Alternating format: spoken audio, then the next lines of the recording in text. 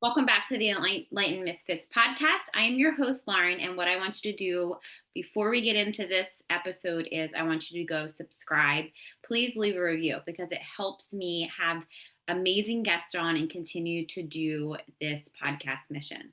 So, in today's episode, I have Mel. She is an international business and life guide, and I am so excited to chat about the one and only human design. Welcome, Mel. I'm so happy to have you here.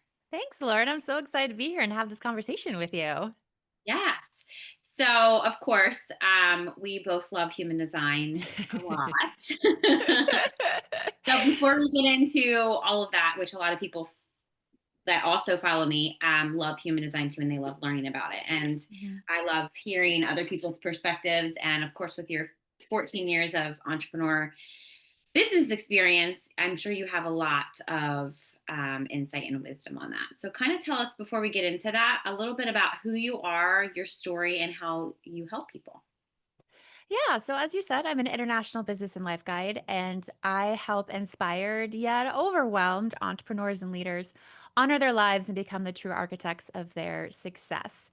And this, as you mentioned, I've been doing entrepreneurship since 2010. I've been through many ideations. I was in the fitness industry for about 6 years, and then through that, found my love for quote unquote business coaching.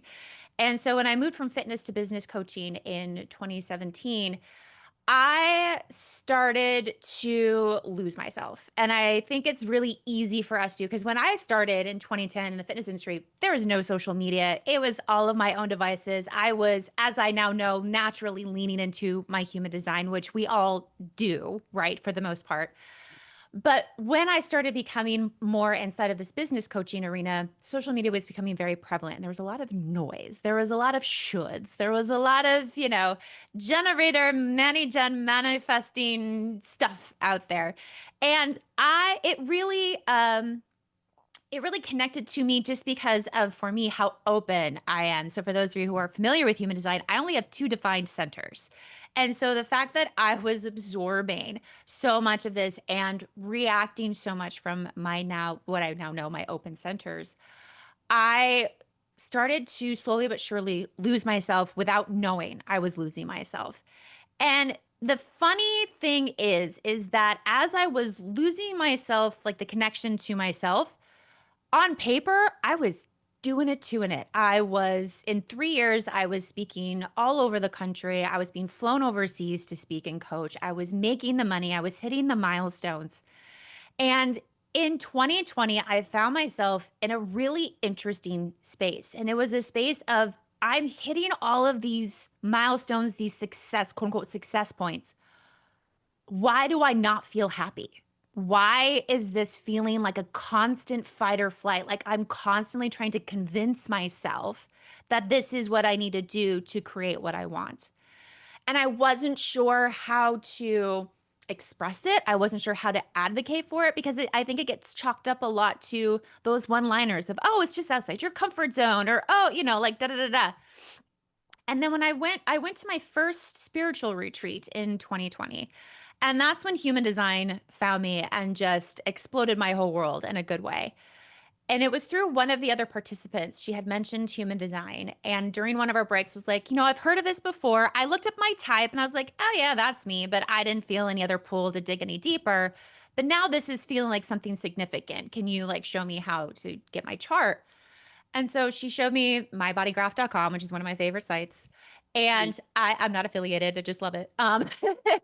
And I spent all of my free time that whole weekend going down this rabbit hole. And I remember reading my chart as a whole, as you can do in the beginning, and just sobbed because there it was. There was the why behind my how. There was the vernacular for me to advocate for why this felt like crap or why this worked and how I could quote unquote repeat it.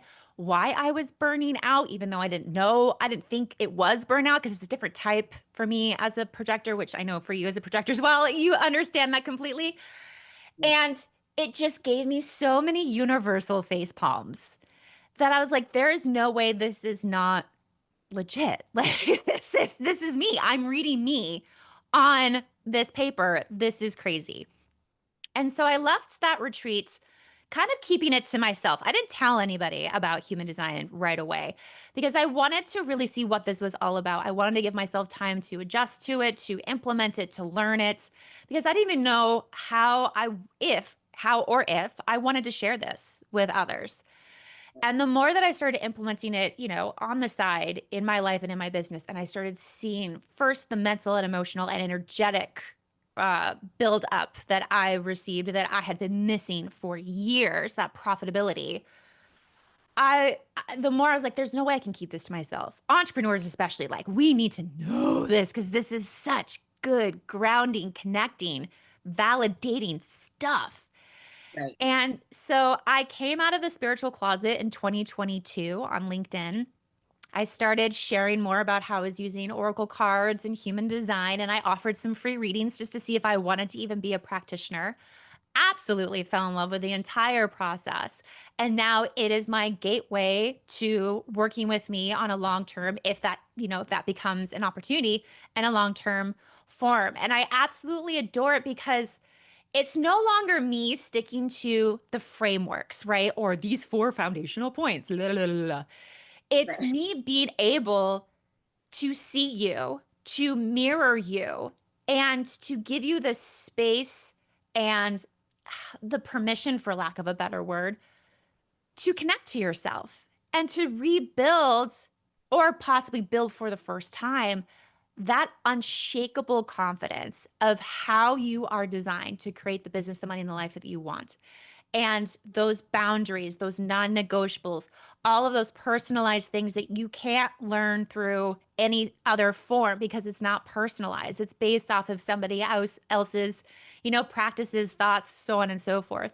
And so to have a tool that is just you personified and you being able to go back to with the help of a guide if you feel called to, being able to consistently go back to yourself and know what's to be true, know how to move through all of these moments is probably, to me, one of the most important things I could do for somebody else is to be that guide and to be that space, or just to be that person for 90 minutes to show you you and you start your journey on your own.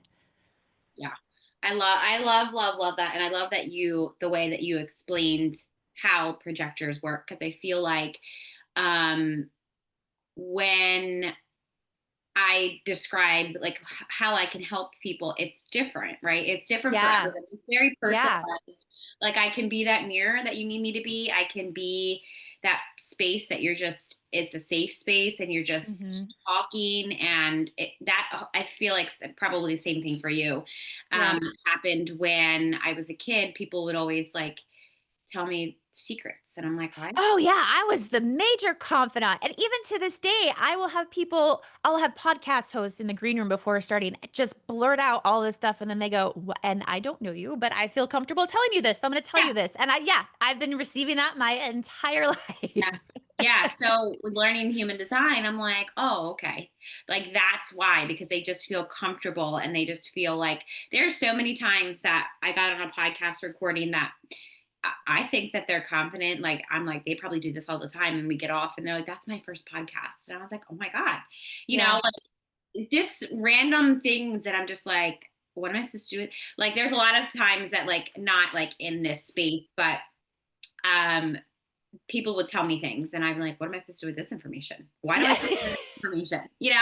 But Yeah. it's because they need to get it out and it's like it's like they say it and then they're like on to the next thing. And I'm like, Yeah.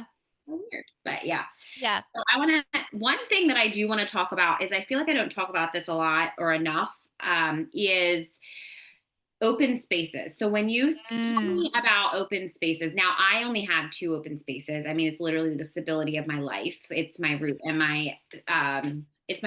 my sacral. So that has been challenging. Wow. As a projector. Wow. Yeah, I That's have cool. everything else is defined. So as you can Mm. see, you're the complete opposite. Even though we're the Yeah. same energy type profile and authority, Yeah. you're the complete opposite. So I want to know your perspective on like how you move through that and maybe other Mm. entrepreneurs that are projectors or even the manifestors that have that open cycle.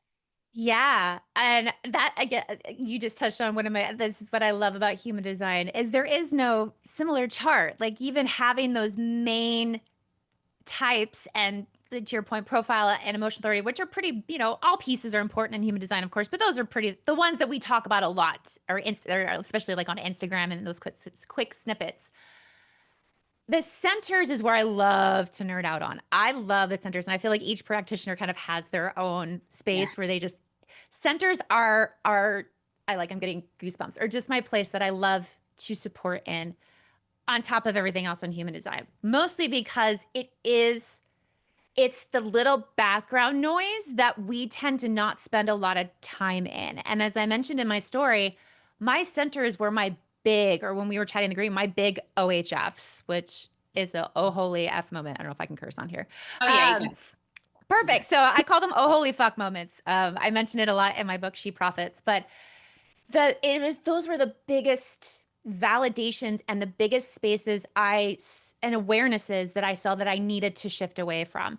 So being as open as I am, so I'm only defined in my solar plexus and my root. So it is just that one channel that is tired a lot of the time.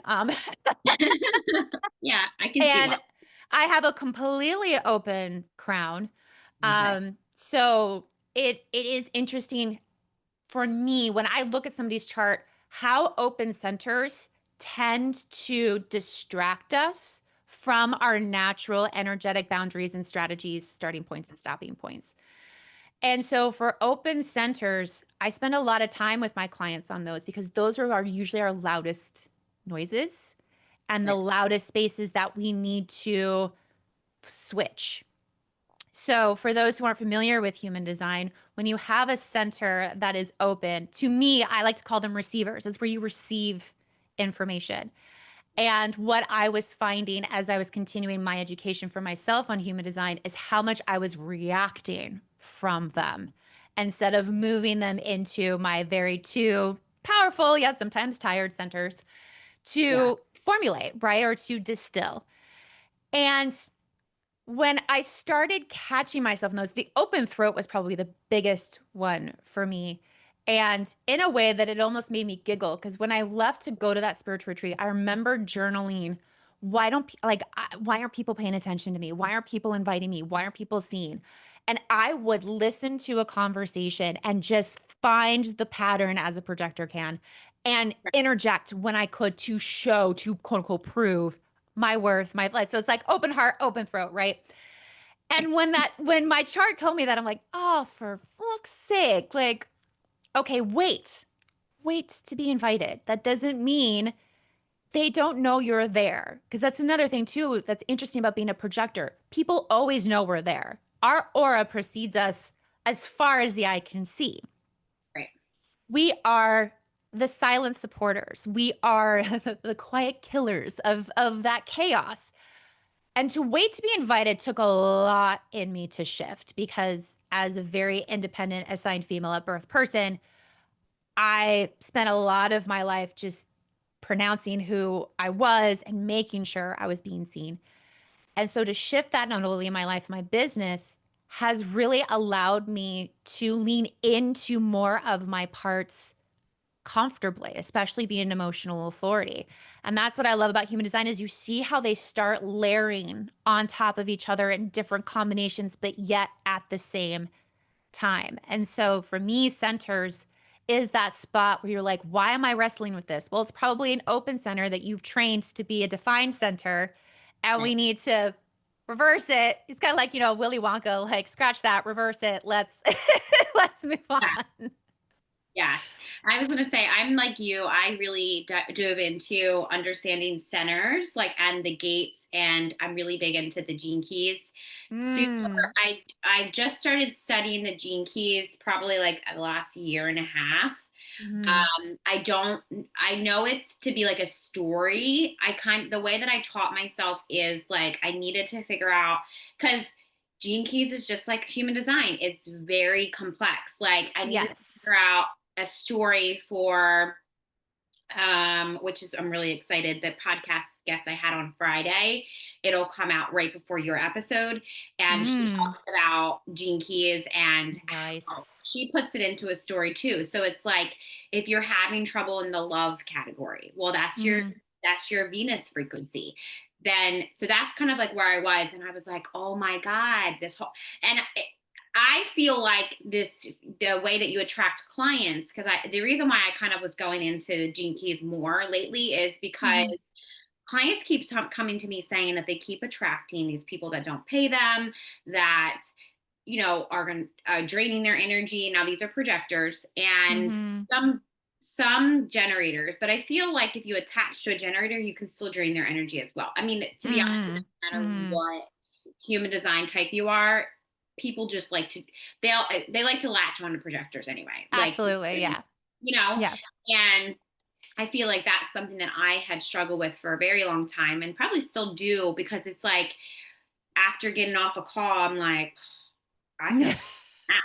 Like, but it's like remembering, oh, I need to go clear my energy. I need to go ground. And then that restarts of like, that's not my Yeah, energy. And I'm like, let it go kind of thing. yeah, I definitely love your perspective on the way that you just described the open centers because I feel like um, a lot of people, regardless of who they are, don't realize like my open centers are sacral. So I always worked like a generator. And the same thing mhm. with my roots. It's like I constantly Ooh, have to eat and yeah, that pressure to do and that pressure to prove, holy man.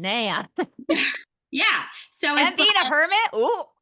yeah. So it's like, so now it's like I know I use it as like a boundary of like, do I really need to do this? Or is this an old pattern coming in? And most of the time I Yeah, can see, I mean, I feel like I've been in my experiment now for like 7 years that I feel like I know when I'm like, I'm not fucking doing that. Like it's not happening. And then I also noticed that I can use my procrastination. I know procrastination is always has a negative connotation, I but don't it believe in actually procrastination.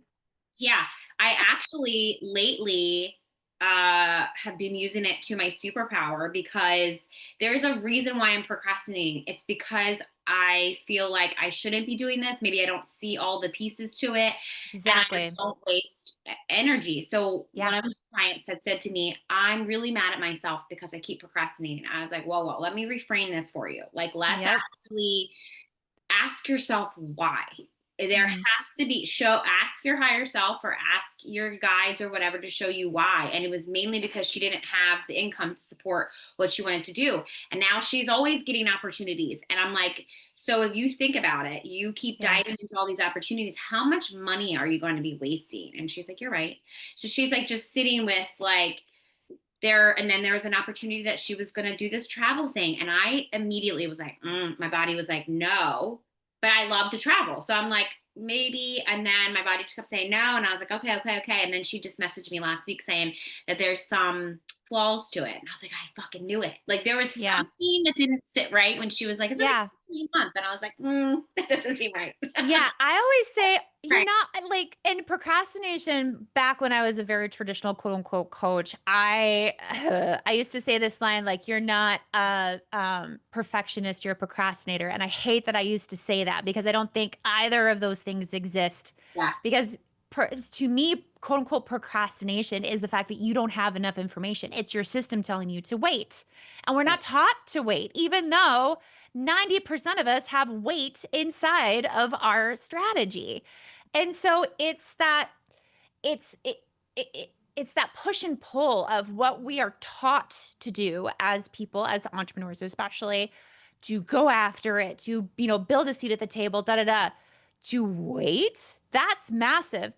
And I love that you said you're in your experiment because I think that's not talked about a lot inside of human design. Also, is that people are trying to equate human design as a checklist or as a formula or as a do's and a don'ts. It's an experiment. It's guidelines and information that is up to you to implement and play inside of and to customize. And I think that's where people don't go too far into. And it's always interesting when I get people who have a reading with me and they're like, well, I want to know XYZ. I'm like, okay, well, I can show you where those are. And I can show you, why that probably has come forward. But I'm not going to sit there and go, now do ABC. It's like, here's your awareness. Go, be, play. And Right. it's that switch. But human design is more than a checklist. And the other thing I love about it is it helps you redefine those terms like consistency. I know for me as a projector, that definitely has a new resonance and new definition. Sales, rest, procrastination, success, satisfaction. Like, I love that it gives you a personalized lens to look at those words and know how they connect to you. And that's what human design is all about. It's not telling you what to or not to do. It's showing you where your boundaries are, but it's up to you and your lived experiences and your culture and your community to have that awareness and play it out and see how it gives you more information and how you can really implement this. Or if it even needs to be implemented, it's probably that background app that you didn't even know it needed, time. And once you're like, oh, I have a background app, sweet, then your subconscious can play all day long and you can actually focus on the things that you want to focus on. So it gives you that direction, that kind of true north direction of what really is a priority for you in your process and your pace and all of those things, and what you can just leave be and let it do it, right? Right. Yes. Yeah. Now, you said something really powerful. You said that, like that background app, Mhm. and I don't think, kind of explain, like, I know what you mean by that, but kind of explain to Yeah. people, like, so what I see, or like what I'm hearing that you're saying, is when you began to start running your business in alignment with your design, like Mhm. that is when that had shifted dramatically for you. Can you kind of like Yeah. give us a story about yourself, or maybe a client that you had helped with? And also, do you use human design? Like, do you take people's charts and like help them, like personalize? Obviously, it's all Mhm. personalized, like, but help them run their business according to Mhm. their design? Yeah. Okay. Yeah. So, to go back to your first question, probably one of my so the background app thing, we we have this habit, and by we I mean entrepreneurs, especially those who are assigned female at birth, to have everything in front of us, to have the checklist, to be like, hey, I need to go here, here, here, here, here. Like, it just helps us feel in control. And what human design is not is control. It's awareness, acceptance, play, experimentation. It's anything but control. It shows you where you can be your most profitable. And when I say profitable, it is always multi layered. That's mentally, emotionally, energetically, and financially. Yeah. And it helps you do that without effort. It just naturally happens. One of my things that I love to do with my clients, actually, I'm going to tell a story about one of my clients to kind of highlight this. So I was having a reading with her, and she is a manifesting generator. And I said, inform is know thyself, inform, blah, blah, blah. And she like kind of emotionally reacted to inform. And I was like, ooh, I just saw you pull away there. What's going on? She's like, I don't like to tell people things because I don't want to hear their feedback. I keep things to myself. I was like, okay. She's like, so I don't know how I can do that. I said, no worries. Tell you what, walk me through from start to finish your latest, most profitable decision. She goes, well, I was thinking about this and I was talking to a friend. And then she stopped herself. She's like, oh, like, yeah, Yeah. like we all naturally do that.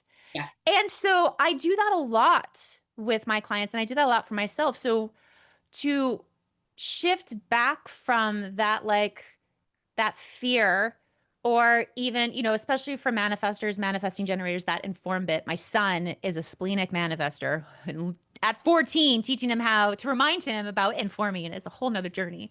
Um, well, one of the things I love is when my clients fully trust what they don't know and act on what they do and wait for that background app to bring forward that next step. So, way to inform, especially my generators with those stair step style of success to respond to and to know that it's going to be there. So they have everything in front of them to master, to do what they need to do to, create that profitability.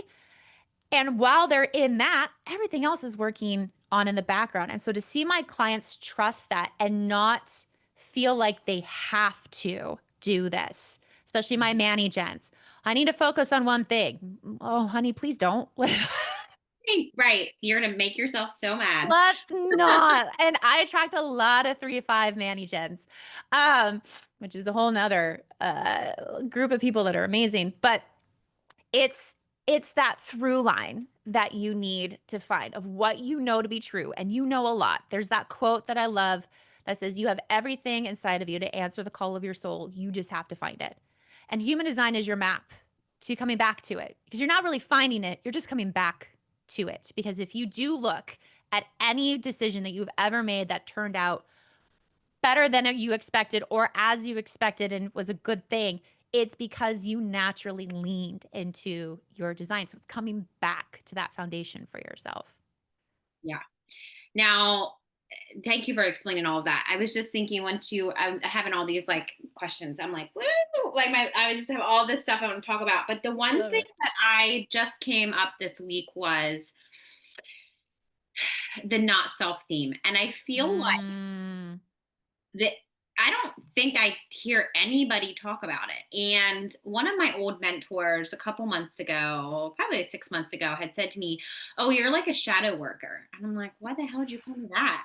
that's so And I'm Jesus. like, I haven't heard that. I mean, I've seen it. I'm like, I don't do Yeah. dark magic. I don't do like I do witchcraft, but like it's not dark. I mean, maybe I did at some point, but like I don't do that now. Like I don't use all of that energy in my business Mhm. anymore. And probably tried and I was like, this doesn't make me feel good. Mhm.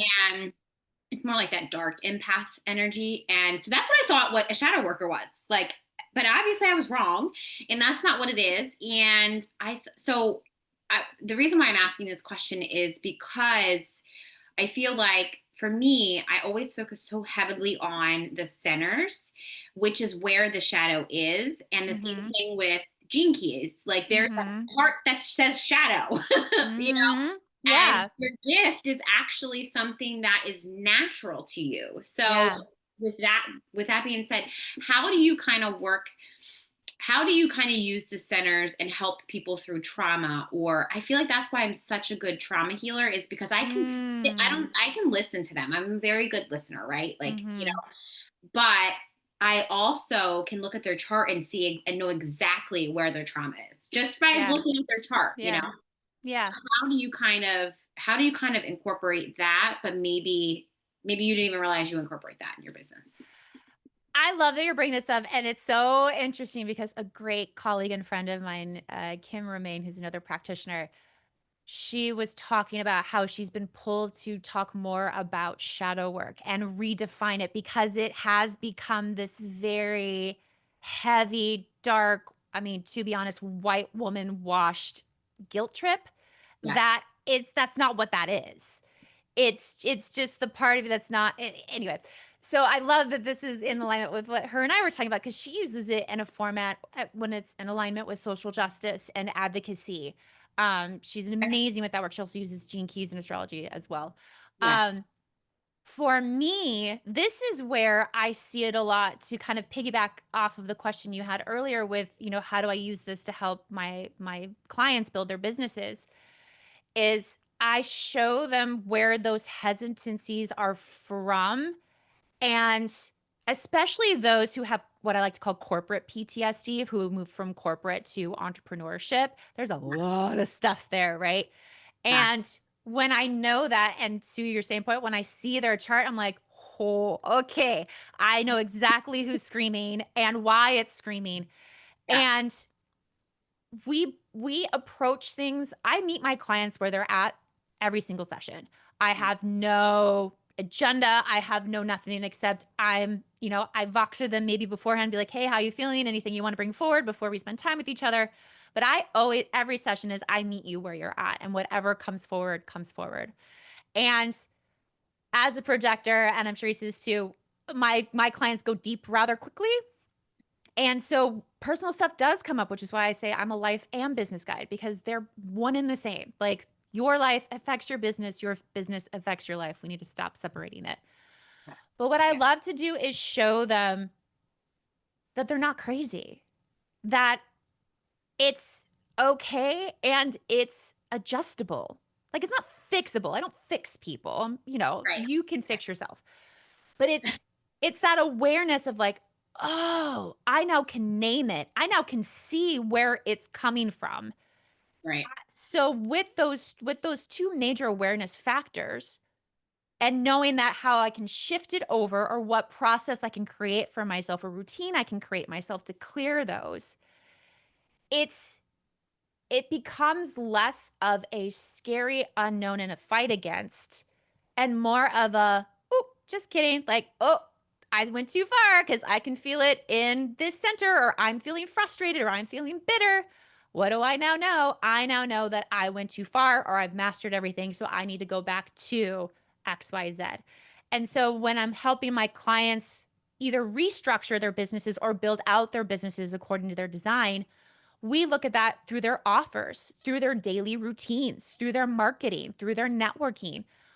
I want to make sure that they are staying in their most profitable points in a way that is easeful, that is natural, because it is.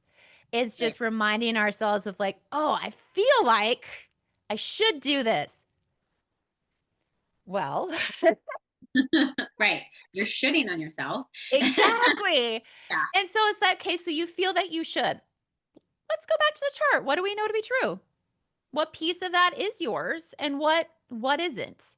Right. And it gives them that their own way to come back to themselves and have it in a place where, again, things just occur naturally, and how you face those moments, because we're still human. We still make, the best decisions that we can with the information. And for those of us who are emotional, yes, we still sometimes make decisions in an emotional state. And we have the capacity, we have the tool to bring ourselves back, to go, "Oh, just kidding. What did I learn?" Right. And it is that natural, um, it's that natural protector and that natural safety nets that we all have. And when you actually know your human design, one that you can consciously go back to. Yeah. I one of my mentors would always say, like, you would say something you don't like, or like if you like feel like you're gonna complain, or like I feel like when I do that, I'll say it and then I'll be like, and Yeah, I I always have say, to and figure yeah. something out in that. And especially I definitely resonate with going deep, and I feel like when I'm on the podcast sometimes I I probably should start asking this, because I was on a podcast before and they had asked me, which was very nice of them. I guess I didn't think of this to ask this, but it's like, what are the things I need to stay away from? What are the Mm-hmm. things you don't want me to talk about? I don't talk about politics or religion or any of that stuff. So like I Mm-hmm. don't even go there. There has been some times that like the world events that have gotten brought up throughout the what just happened and all that, Yeah. away from them. Mm-hmm. I usually just say, okay, there's been a lot of things that happened. I feel like the podcast is not the time to talk Mm-hmm. about that stuff. Now, there has been some times that people will talk about things like that. Mm-hmm. And I try to like, okay, I know where they're going. And I'm like, we're not going there. Yeah, yeah, yeah, yeah, yeah, yeah. But there has been some times where people are like, oh, we're going to go like really deep. And I'm like, I don't know how else to be. Yeah, because you don't ask for that, right? They just Yeah. it's and like I have found ways because, well, I'm a naturally nosy person, and Yeah. I call that a projector, call that a Gemini, call it whatever. Um, but it is one of the ways that I have found, and I think that is a gift as a projector because we are the guides. We know how to ask questions where it automatically feels safe. Like, one of my favorite ways to open that question up without it coming from an emotional place is, "Walk me through that. That's Right. interesting. Walk me through that." I said, "Well, why do you feel that way?" Because then it goes to your head and it goes to your head. Yeah. But those ways of, and I always love having conversations with people who do have different ideologies than me, because I do find it fascinating. And Yeah. It's one of those things of like, I'm always honored when my clients tell me things. And it's beautiful that they do because especially when it comes from, kind of going back to our original conversation of open centers and trauma, when they have gone through some very heavy shit and you see that they are open in their heart, that they're open in their identity, they're open in these very sensitive spots. And due to training to just get through that trauma, they have defined them like mothers. Yeah. It's that release. And it's interesting because one of my clients, when I first met her, she just started her sobriety journey and she has an open spleen. And so Okay. to play with an open spleen sober was interesting because that's one of the reasons why she drank is because she didn't want to listen. She didn't want to react. Like she didn't want to hear from her spleen. Yeah. And to trust the openness of it. Because let me tell you, she was defined AF in her throat, her center, her sacral, and her root. I mean, she was like centered. And when I showed her that, to see her shoulders drop and just go, oh, I had been fighting this thing that I wasn't supposed to respond from anyway. It was just information that I had full function to move through without the help of alcohol. And Right. to support her through that transition of her into her sobriety, she's now been sober for 4 years. Wow. It's been so beautiful to see, again, her natural design have the space, have the clarity to start working in a way that is already hers and without her trying to coerce or to ignore with the help of those outside factors. Yeah. And the one thing that I do love that you just said is like the release part. Like once people find out about their human design, and I Mhm. mean, you don't really need to understand. Obviously, you can go work with Mel, and she can help you understand your human design. But I feel like people get so overwhelmed when they Oh look at yeah. this thing and they're Yeah. like, like it's just like a tool, like anything, right? Like it could be whatever you decide, like it could Yeah. be meditation or whatever. And I feel like the part that really hit me, and especially I can resonate with, is the time that I looked up my chart. It had to have been about 15 years ago, and I was like, what the fuck is this? I don't even know what this is. So I I just wasn't ready to take my spiritual journey and healing journey. I just wasn't there, and that's Yeah. fine. Yeah. Yeah. It wasn't where I was supposed to go. I still liked toxic men. I still liked to be a complete egotistical asshole. I still like to use my trauma. I was still a victim, Mhm. all that stuff. Like I wanted to still be Mhm. and not consciously. It was all programming, right? And Mhm. but it was the moment that I looked at my chart again, scrolling through Instagram like one does, and I was like, "What the heck? What's this?" Into my chart, and I go into it, and I'm like doing all this stuff, and then I realized, holy shit. This I can like let go of having to feel like I have to do this and that. And I feel like that part Mhm. for anybody that I tell everybody they need to go get their chart, right? Like they can go get it wherever. They can use my link. They could go get wherever you can get your damn chart. Go get it because Mhm. I feel like once you read it, it's like you can stop playing this character that you're not, or like that mask can Mhm. fall off, right? Mhm. Yeah, and And it's that's the part. yeah, and it's funny because it connects to you when it's supposed to, right? Right. Like, to your point, if you would have told me when I started my fitness business 15 years ago that I would be using a spiritual tool to help business owners, I'd be like, "What the fuck are you talking about?" And human design actually found me the first time in 2017, and like I said, all I said was, I did the Instagrammable, "Oh, I'm a projector. Cool." And then felt no inclination to follow it whatsoever. And it is overwhelming and it does find you when you need to. I've had people where they'll have their reading with me and 2, 3 years later come back and go, "Okay, now I'm ready to dig deeper." Like I've been tiptoeing. I've been kind of, like I've been listening to the recording over and over and over again because you get your session recorded. I've been looking at my workbook, blah, blah, blah, blah. Now this is really like, I can't let this go. I want to spend time and dive into whatever it is that I want to dive into. And that is the beauty of human design, is that it, as I mentioned earlier, it's not a checklist, it's not a timeline. It's there and ready for you when you're ready, and you take it and implement it and learn it as you are.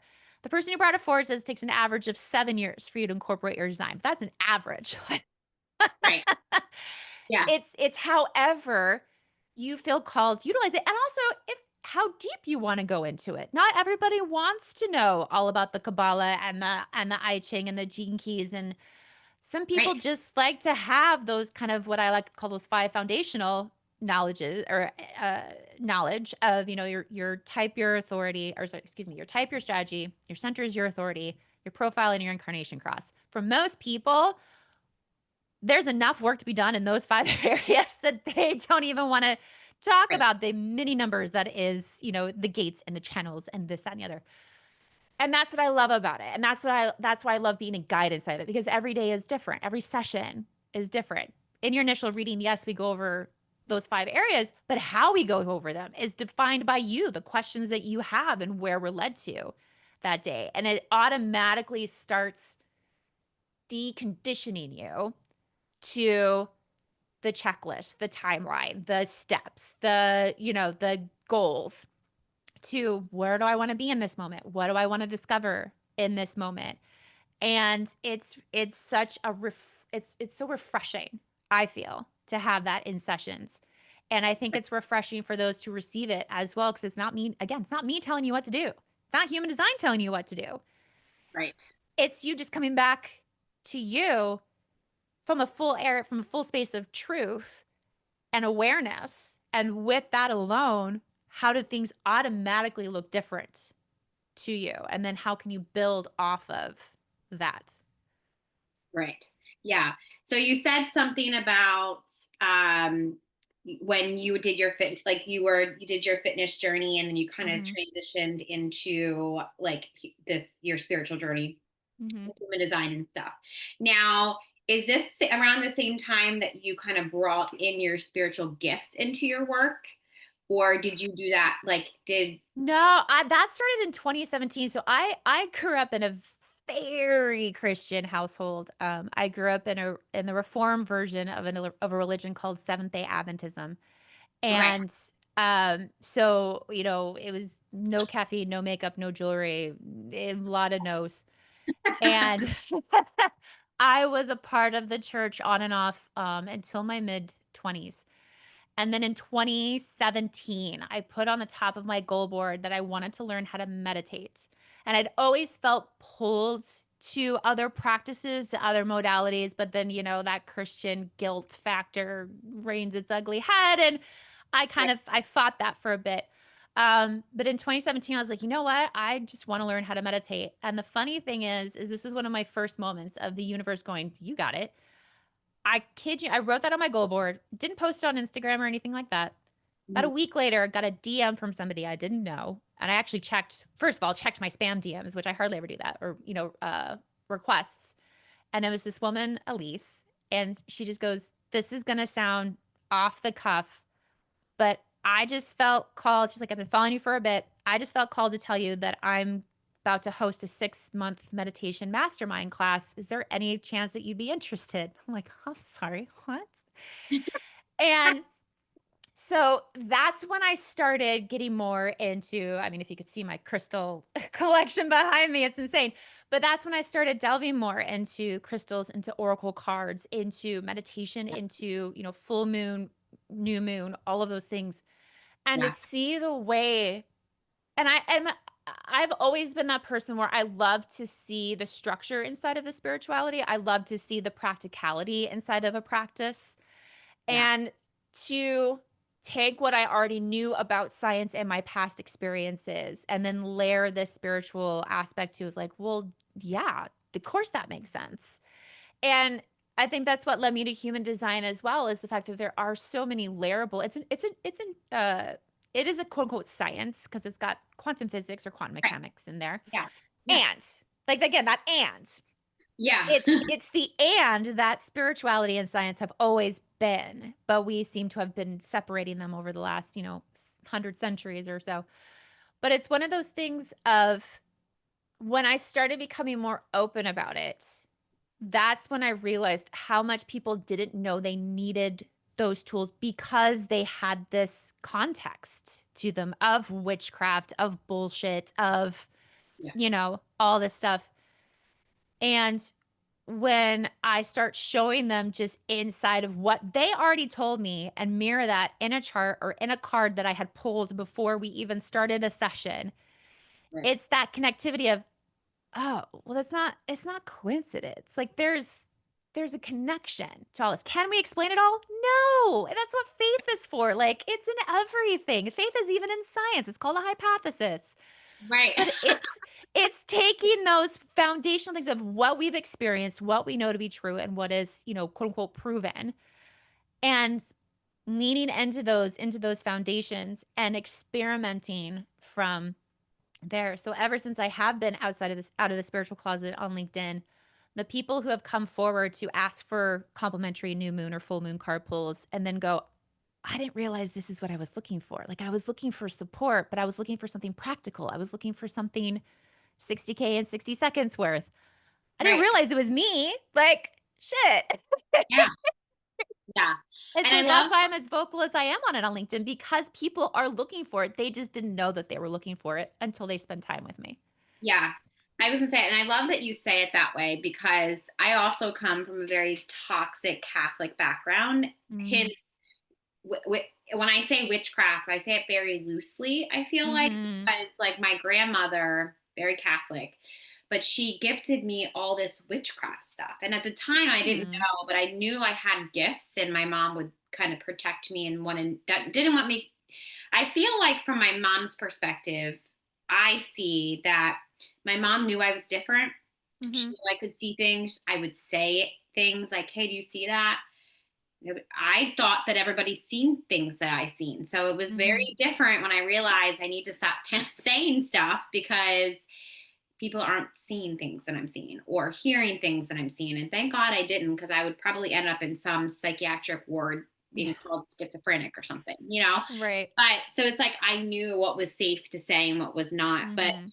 I specifically asked that question because I feel like you said this a couple of times throughout our conversation about things being separate. And I feel like Mhm.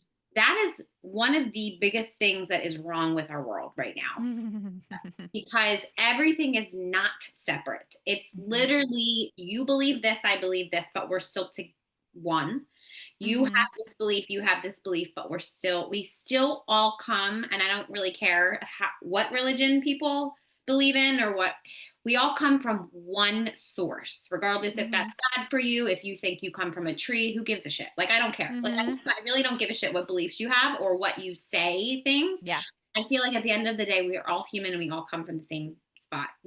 And people are like, yeah, like we all come from our mom. I'm like, no, okay, please, yes, but how about Didn't if need to dial it down that much, but sure, we can start from there. there might be a few people that say they came from their dad? Like that also could Yeah. be true. Like that is not what I'm talking about. Yeah. Yeah, Like, yeah, yeah. but it's like, I feel like what you explained is really important because that separation, and I guarantee you the people that are very separate or like to separate every fucking thing in their life, I guarantee you they have a genetic trauma of separation. Like it's Mhm. just, and I've seen it so much because Mhm. I love diving into like different things in human design, and the genetic trauma uh just came to me, like the genetic trauma in the human design chart, like your Mhm. Mars line Mhm. is where you can Mhm. find it, that line. And I was like, so I did an experiment, like I like to do, like putting all my charts, hundreds of charts together. And the people that always separate every fucking thing in their coaching session with me, and I'm like, remember, it's not separate. And then I'm like, but that's encoded into their DNA. So it's like they Mhm. have to be like that. But it's like now that they have this awareness, Mhm. they won't separate stuff so much anymore. It's Mhm. just amazing that when you become aware of something, if you're going to just logically do it and you're going to consciously do it, that's a choice. At that point, Mhm. you know about it. So then you're Mhm. going to just choose to be like that. So yeah, thank you for explaining that, because I feel like separation is huge. And I feel like if people stop separating stuff, like Yeah.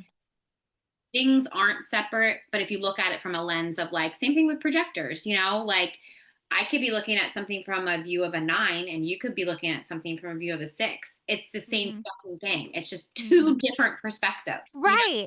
And Yeah. that's what I love because people are like, there human design is becoming more and more popular, which I'm excited about because then it gives me more opportunities to talk about it, obviously. Yeah. Uh, but there is that, there's that question I get sometimes like, well, what makes you different from all the other practitioners? Like, well, because we're all different beings. We all see different things. I had one guy who had a reading with me. I was his fifth practitioner he'd seen in the last 2 years. And it wasn't because he didn't believe us. He just loved to see what each practitioner saw, depending Yeah. on their type, depending on their structure, depending on, all of their things. And he got different, but yet, again, not separate, just different and yet connected insights to who he is. And none of Right. them were wrong. They were just all from different lenses. So I always encourage people to Yeah. have multiple readings. Because you find your person, those people who have been working with me, 2, 3, 4 years. Yeah. I'm their person. And I love that. And I love when I'm their starter person or maybe their middle person. Like I'm a spot on their journey. And that's all that I'm blessed and honored to be is just to be a part of their journey and support them in any way that I can. But it's coming back to, you know, it cracks me up when people do try to separate. 'Cause I'm like, this is all you. Like, Yeah.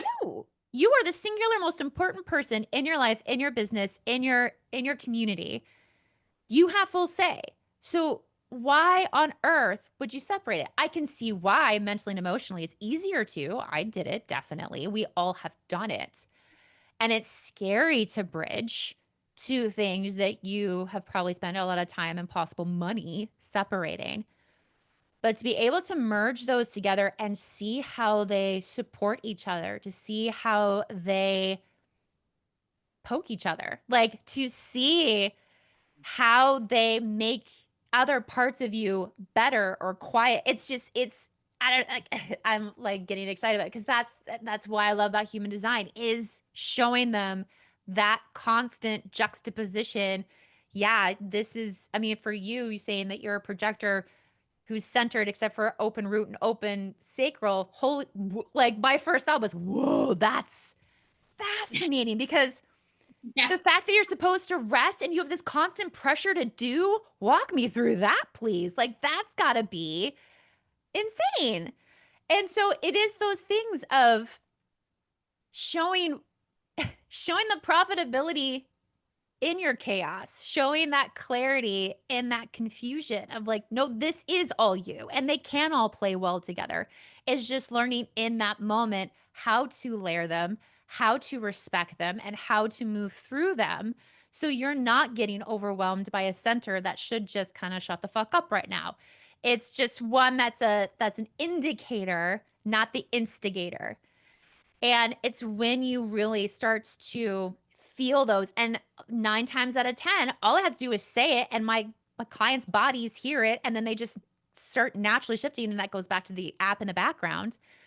A lot of Right. things doesn't have to be an action step. Right. Stillness is still an action step. And we do a lot of work in our stillness, and we need to go back to that of it's not about constantly being emotion or being in motion, especially my open root Manny gens. It may feel like that, but there's Right. still moments where you need to have that refresh. Where's that energy going that you're getting something back from, not just depleting with. Right. And when you have somebody mirror that for you, as I said, 9 times out of 10, you don't have to do anything else. For the most part, you just have to let that settle and let your system adjust to that awareness and then see what steps, if any, you need to take as that starts to settle. Yes. Yeah.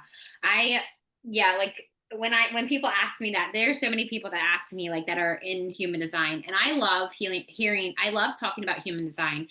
But specifically, I feel like I was a lot of people's first. And I always, they're just so cute and funny. A lot of my clients are like, oh, well, she's like the best person to learn human design from. I'm like, I do mine more intuitive. Like Sure, I think I'm good too, but I feel like there's could be other people like that are better Mhm. than me, Yeah. And it's like when you said about, like it's people's journey. So it's like I just want you to know about human design. I don't really care what you do with it or if Yeah. you ever use it again. But I feel like it's a really important part. Like my husband, he probably is tired of me talking about human design. But at the same time, I feel like when I ask him, what did you learn? He loves learning about himself. Like that's why he got Mhm. into astrology in the beginning, like when he was a child. So it's like, why wouldn't you want to learn about gene keys? Why wouldn't you want to learn about, specifically like our human design, or like he doesn't Mhm. understand it to the capacity that I do. He just like listens to me talk about it and he's like, okay, like, Yeah. like he understands astrology so much more. But I had mentioned something about the gene keys and his life purpose. And I feel like that triggered him. He's like, well, tell me about it. And I was like, oh, are you interested about your life purpose? But I've been like, that's the same thing of like, if you look at your chart, sure, it Yeah. has your incarnation cross. I feel like that in itself is really important and people don't talk about it. I'm actually going to do a Agreed. master class on it because I feel like it's Nice. important. And I never really understood it, nor did I care about it in the beginning. And now I'm like, oh, that's really fucking important. The reincarnation cross is literally not a suggestion. It's merely why you should do what you do. Like, Yeah. be, That's right? why I added to my 90-minute readings as well, because a lot of people don't talk about it. Usually people are just like, "Oh, just know your type and your authority and you'll be fine." I'm like, "Ooh." No. Stop Mm. talking about human design if you tell people that. Yeah. That's why I love that we're having these types of conversations and you Yeah. have this amazing podcast and other people have podcasts like this, is because, as I mentioned, it is becoming more popular and therefore to me is becoming very Instagrammable, where people are taking a snapshot and then instantly making decisions off of that one snapshot instead of seeing how it layers with everything else. I am probably a different 6'2" than you are. I Right. mean, just the fact that we have different centers and we have different traumas and we have different pasts. Like, so taking that bit of like, one person one time actually told me that she was pissed that she found out she was a projector. She's like, well, that's not me. And that's not true. That's what you do. And I was like, "Well, either you put your date wrong," because some people do that, Yeah. depending on the site, because I know the site that I use, it's date first and then month, because it's European. Oh, yeah. So Or I the always double check when I do readings, yeah. Or it's because she has been so massively trained as a generator. To tell her to wait means death. And some people just aren't ready to hear it. And again, that's fine. You do you, boo-boo. You find your right. way. No harm, no foul. And I never balk when people look at me or tell me what I do isn't real or isn't helpful. It's like, okay, great. Guess what? You aren't my clients. So have a good, like, thanks for letting me know. I'm going to go over here now. Like, I'm not going to try to prove anything to you because you don't want to hear about it. So why would I even try? So it is those things of, yes, my clients find me when they're in a certain spot when they're ready to find themselves. And to me, that's always in what I like to call these hallway spaces. There's another great quote that says, we always talk about the doors of opportunity, but rarely do we talk about the hallways in between. I Yeah. love the hallways. The hallways are the good bits because those are those transitional spaces that we don't take enough time into. We try to rush past them. I know I did, and just trying to, grab all that I can from the last door and run to the next one before shit falls out of my pockets, right? And instead of going, "Oh, this door is now closed. How do I celebrate? How do I recalibrate? What do I want to do?" And giving ourselves permission to ask, what do we want, which is a question we hardly ask ourselves because it is so overwhelming. But it's also a very gorgeous indicator of how you've grown, how you've learned, what's resonating, what is it? And the more that we can check in on ourselves, the less we will get caught up in these very traditional, progressive, capitalistic bullshit idealisms of Right. A plus B equals C. Yeah. Literally. I mean, it does, but Well, yeah, yeah. Yeah. but not in that, like, not in that, Wow. Yeah. Yeah. Yeah. yeah, Yeah. that Like, very like very chart, like measurable. It's like, Yeah. A plus B equals C, but then you've got that side formula over here that prove, like it's just this Yeah. constant, to your That like experimentation, which you said earlier. it was so funny. I actually posted this a couple years ago and I reposted it probably like a couple weeks ago. And I was like, regardless of your opinion, 1 plus 2 does not equal 4. Or no, no, it was 1 plus 1 does not equal 4. Yeah. And I was like, oh, this is gonna ruffle some feathers. And it did, and it sure did. Like, I'm just like, okay, I literally meant it as a fucking joke because everybody Yeah. took it so goddamn seriously. And then I was like, I almost myself told, like, my ego told me, you should probably just delete that. People are going to judge you. And I'm like, well, good. I hope they do judge me.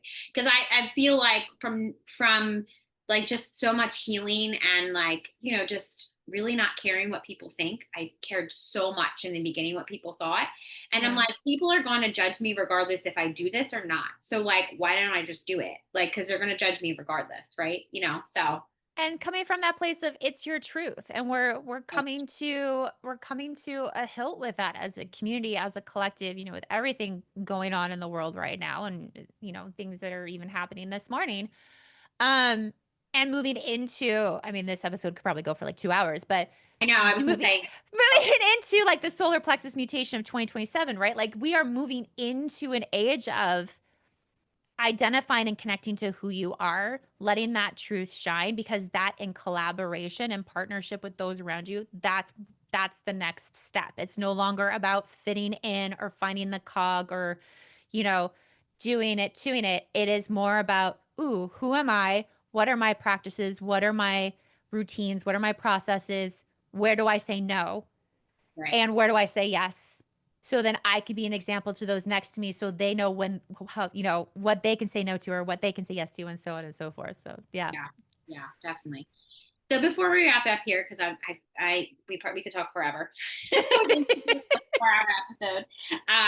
Is there like one nugget of wisdom that you can leave the listeners with?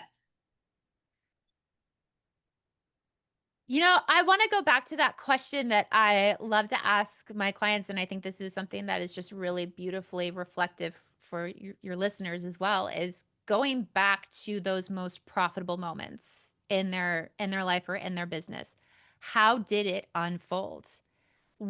Because that is repeatable, quote unquote. And to know that you do have everything inside of you to answer the call of your soul. It's honoring it, it's being aware of it, it's implementing it, and we do it naturally. So with that in mind, when you have that awareness and you feel those like, oh, I don't want to, Yeah. then you probably don't need to. Therefore, what do you know to be true? It's, going back to those natural inclinations that you have and going back to that self-trust that you were already born with.